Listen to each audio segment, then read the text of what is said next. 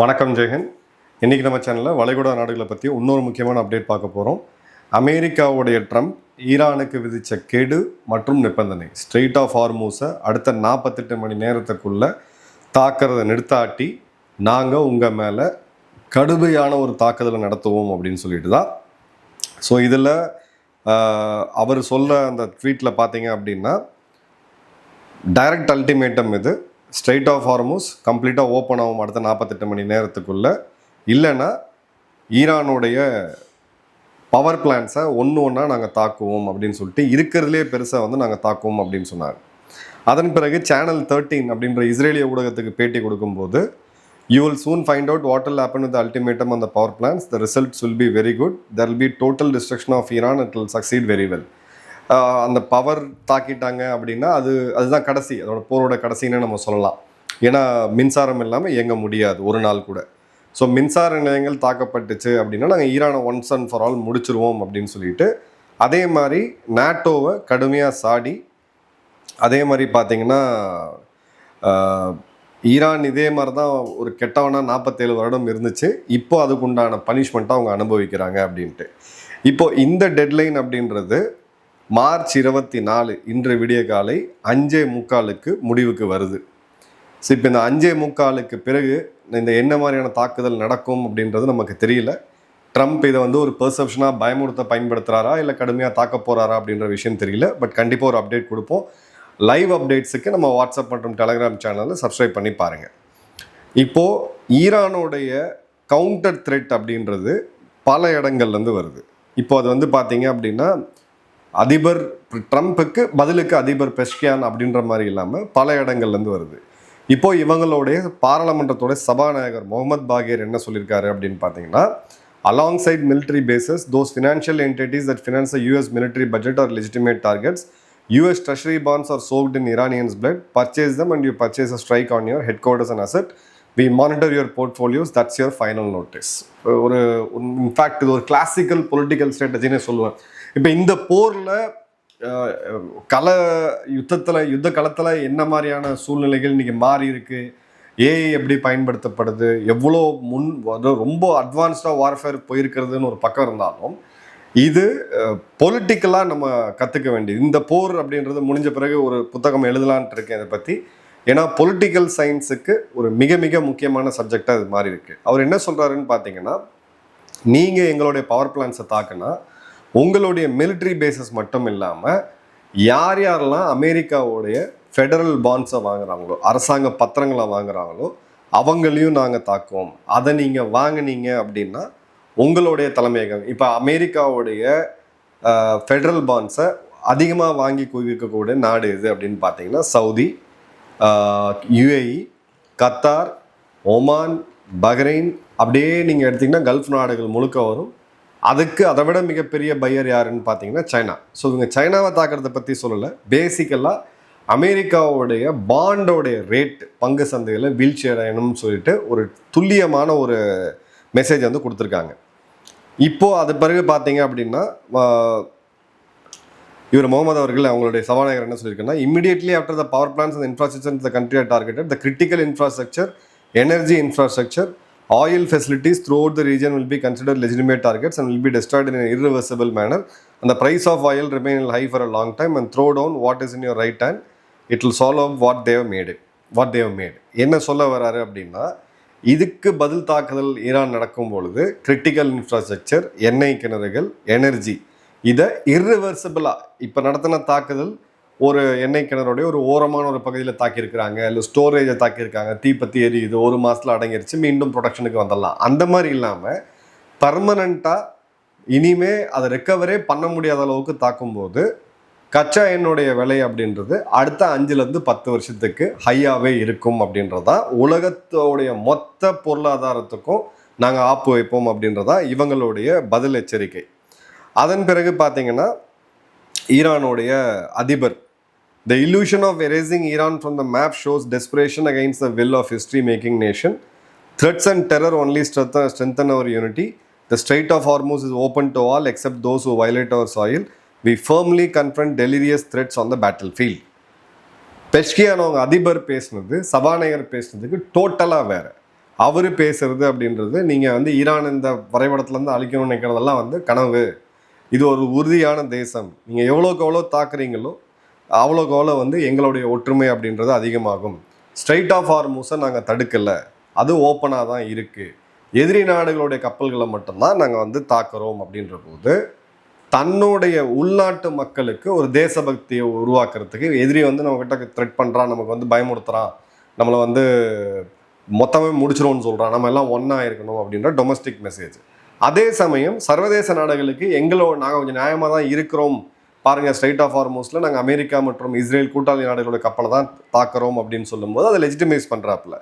அதன் பிறகு சையத் அப்பாஸ் அராகச்சி அவர்கள் அவங்களுடைய வெளியுறவுத்துறை அமைச்சர் இன்னொரு பதிவு ஒன்று போடுறாரு. Strait of Hormuz is not closed, ships hesitate because insurers fear the war of choice your initiated, not Iran. No insurer and no Iranian will be swayed by more threads.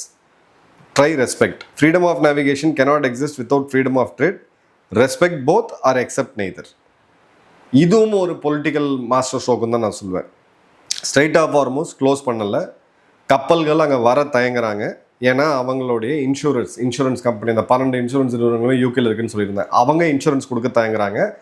எதனால? நீங்கள் ஆரம்பித்த போகிறனால நாங்கள் ஆரம்பிக்கலை. No insurer and no Iranian will be swayed by more threats. இதனால வந்து இன்சூரன்ஸோ இல்லை நாங்களோ இதனாலலாம் வந்து அச்சப்படலாம் மாட்டோம். ஸோ பெட்டர் வந்து இந்த முடிவை வந்து ரெஸ்பெக்ட் பண்ணுங்கள். ஃப்ரீடம் ஆஃப் நேவிகேஷன், இந்தியாவிலேருந்து எல்லாரும் சொல்லக்கூடியது ஃப்ரீடம் ஆஃப் நேவிகேஷன், கப்பல்கள் சுதந்திரமாக அந்த பாதையில் போயிட்டு வரணும். அது வந்து ஃப்ரீடம் ஆஃப் ட்ரேட் இல்லாமல் நடக்க முடியாது. ஃப்ரீடம் ஆஃப் ட்ரேடுன்றது அவங்க ஏற்றுமதி இறக்குமதி செய்யக்கூடிய பொருட்கள், இறக்குமதி உணவு, ஜவுளி, எலக்ட்ரானிக்ஸ் எல்லாமே. ஏற்றுமதி அப்படின்றது கச்சா எண்ணெய். ஸோ எங்களுடைய ஏற்றுமதி இறக்குமதியும் வர்த்தகத்தையும் நீங்கள் வந்து தடை செஞ்சுட்டு பாதையை மட்டும் ஓப்பன் பண்ணணும். 1 2 சேர்ந்து நடக்கணும், இல்லை 2மே நடக்கக்கூடாது. அப்படின்ற போது கிளியர் கட்டாக அவங்க வந்து இப்போ இந்த போரை முடிக்கக்கூடிய ஒரு சூழ்நிலையில் அடுத்தடுத்த கட்டத்துக்கு நோக்கி போகக்கூடியதாக இருக்கிறாங்க அப்படின்றது பார்க்குறோம். அதே மாதிரி பார்த்தீங்கன்னா ஈரானுடைய news agency Mehr, government news agency, அவங்க எல்லா அரபு நாடுகளுக்கும் ஒரு நேரடி எச்சரிக்கையை எடுத்திருக்காங்க. Say goodbye to electricity, மின்சாரத்துக்கு டாடா பை பை சொல்லுங்க அப்படின்னு சொல்லிட்டு. அதே மாதிரி ஈரான் நடத்தக்கூடிய தாக்குதலில் மொத்த வளைகுடா நாடுகளும் இருளில் மூழ்கி போவோம் அப்படின்றாங்க. இப்போ ஷிப் டிரான்சிட் டேட்டாவை நம்ம பார்க்கலாம். இதை வந்து நம்ம டீம் ரொம்ப இப்போ பிப்ரவரி 26 இந்த போர் இருக்கிறதுக்கு முன்னாடி 132, ஆவரேஜாக ஒரு 125 கப்பல் டெய்லி கிராஸ் ஆகும். பிப்ரவரி 27 128, 28 போர் அன்னைக்கு பார்த்தீங்கன்னா 98, மார்ச் 1 17, 18, 2 7, மார்ச் 3 5 2 கப்பல் தான், 2மே இந்தியாவுக்கு வந்துச்சு. மார்ச் 6 22 வரைக்கும் பார்த்தீங்கன்னா ஆவரேஜாக 3 கப்பல் வருது. மார்ச் 23 பார்த்தீங்க அப்படின்னா முந்தானத்து வரைக்கும் 4 கப்பல் வந்திருக்கு. இதுவுமே கணிசமான அளவுக்கு இந்தியாவை நோக்கி தான் வந்திருக்கு அப்படின்றத பார்க்குறோம். இப்போது மெரைன் டிராஃபிக் டேட்டாவை எடுத்து பார்த்தோம் அப்படின்னா 200க்கும் அதிகமான கப்பல்கள் இப்போது ஈராக்கு, சவுதி, கத்தார், ஓமான்னு சொல்லி அந்த துறைமுகங்கள்ல இருக்காங்க. இப்போ இந்த கப்பல்கள் எல்லாமே இந்தியாவை நோக்கி வராங்க அப்படின்னா ஒரு 30 நாள் 25 நாள் வாயேஜ் இருக்குது அப்படின்னா கடல் பயணம், அதுக்கு தகுந்த மாதிரியான குடிநீர், உணவெல்லாம் வச்சுருப்பாங்க. இப்போ அதுக்குமே பெரிய ஒரு தட்டுப்பாடு அப்படின்றது இருக்குது. ஸோ இப்போ வரைக்கும் பிப்ரவரி 28 அப்புறம் 21 டேங்கர்ஸ் தான் இந்த இடத்த கிராஸ் பண்ணியிருக்கு. ஆக்சுவலாக எவ்வளோ கிராஸ் பண்ணியிருக்கணும்? 2000 டேங்கர்ஸ் கிராஸ் பண்ணியிருக்கணும், 100 பெர் டேன்னு ஆவரேஜ் வச்சா கூட. அப்போது இந்த இடத்துல இன்னொரு இதையும் நம்ம பார்க்குறோம். ரெசா பேல்வி ஷா அவர்களுடைய மகன், இப்போ அவர் என்ன போட்டிருக்காருன்னு பார்த்தீங்கன்னா, Iran is not a Islamic republic, Iran civilian infrastructure belongs to the Iranian people and to the future of free Iran. The Islamic Republic infrastructure is the machinery of repression and terror used to keep the future from becoming reality. Iran must be protected. The regime must be dismantled. I ask President Trump and Prime Minister Netanyahu to continue targeting the regime and its apparatus of repression while sparing the civilian infrastructure. Iranian will need to rebuild the country. With the support of US and Israel and all the above sacrifice of Iranian patriots, the hour of Iranian freedom is in. Long live Iran. ரொம்ப தெளிவான ஒரு அரசியல் message. இந்த தாக்குதலை அமெரிக்காவும் இஸ்ரேலும் continue பண்ணணும். மக்களை தாக்காதீங்க, மக்களோட இன்ஃப்ராஸ்ட்ரக்சரை தாக்காதீங்க, இவங்களோட இதை மட்டும் தாக்குங்க. அங்கே இருக்கக்கூடிய சொத்து மக்களோடது, ஆயத்தொல்லா அவர்களோடது கிடையாது. நாங்கள் மீண்டும் எங்கள் நாட்டை கட்டமைக்கிறதுக்கு இது எங்களுக்கு தேவைப்படும், தேங்க்யூ அப்படின்றது. இப்போது ஈரான் அடுத்த லெவலுக்கு போனாங்க. அது என்ன அப்படின்னு பார்த்தீங்கன்னா, எந்தெந்த இடத்த நாங்கள் தாக்குவோம் அப்படின்னு பார்க்குறாங்க. இதுதான் கொஞ்சம் பதற வைக்குது.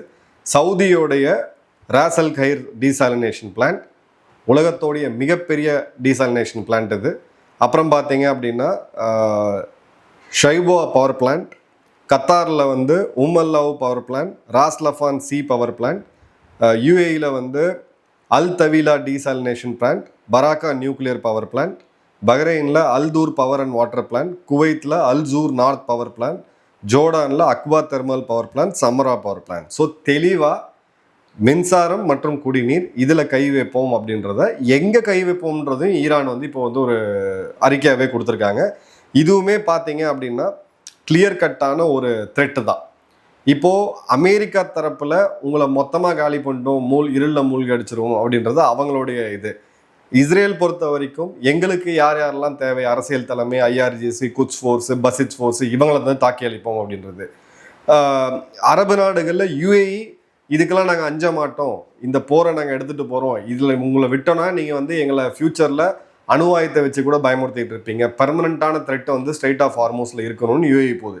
ஸோ எல்லா நாடுகளுமே, தயங்கி நின்ற நாடுகளுமே இந்த போரை முடிக்கணும்னு அப்படின்னு சொல்லி ஈரானுக்கு எதிராக போகிறாங்க.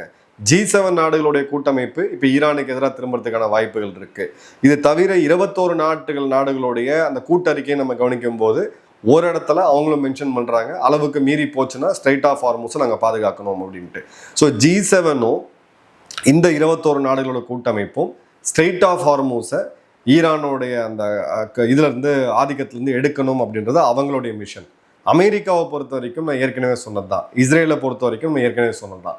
இப்போ இந்த இடத்துல ஈரான் டார்கெட் பண்ணுறது அமெரிக்காவுடைய ட்ரெஷரி பாண்ட். யார் யாரெல்லாம் இந்த பாண்டை வாங்குறீங்களோ அவங்களெல்லாம் தாக்குவோம் அப்படின்ற போது அதை பாண்டை குறி வச்சு அவங்க அந்த இதை சொல்கிறாங்க. குடிநீர் மற்றும் இவங்களுடைய பவர் பிளான்ட்டு இது வந்து தாக்கப்பட்டுச்சு அப்படின்னா உலகம் நிச்சயமாக ரெசிஷனை நோக்கி தான் போகும். இது வந்து மீண்டு வர்றது அப்படின்றது பல வருட காலம் ஆகும். இன்று விடிய காலை 3:30 மணியோடு இது முடிஞ்சிருக்கும். இந்த டெட்லைன் முடியுது. ட்ரம்ப் என்ன பண்ணுறாரு, ஈரான் என்ன பண்ணுறாங்கன்னு பார்த்துட்டு இன்னொரு வீடியோ போடுவோம். எதுவும் நடக்கக்கூடாது அப்படின்றத நம்மளுடைய பிரார்த்தனையாக இருக்குது. இது எல்லாமே நிறையா மைண்ட் கேம்ஸ் இருக்குது. போரில் எல்லாமே பார்த்தீங்கன்னா மைண்ட் கேம்ஸ் தான். இது மைண்ட் கேமாக இருக்கணும்னு நினைக்கிறேன். என்ன நடக்குன்ற ஒரு டீட்டெயில் வீடியோவில் பார்ப்போம். நன்றி, வணக்கம், ஜெயஹிந்த்.